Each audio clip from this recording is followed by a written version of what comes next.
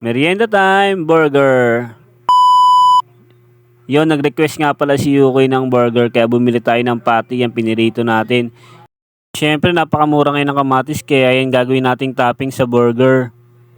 Yan, iniwa-iwa na natin yung guys, no. Yan yung gagawin natin mga toppings. Yan, lulutuin natin yung guys, kamatis na yan. Yan yung gagawin natin pang toppings.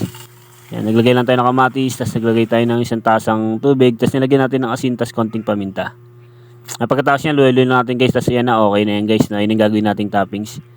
Yan, kaya kung hindi ka pa nakapalo sa akin, follow mo na ako para maging updated ka sa mga lalabas kong video.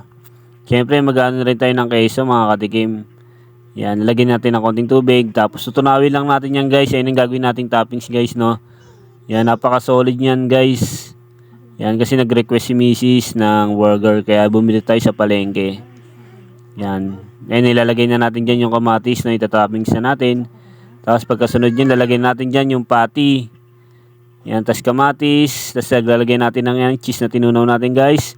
Tapos lalagay natin yan ng mayonnaise. Napaka-solid nito guys, no. Gawin nyo na to guys, no. Napakamura lang. Yan, lalagyan ulit natin ng patty. Tapos ng kamatis.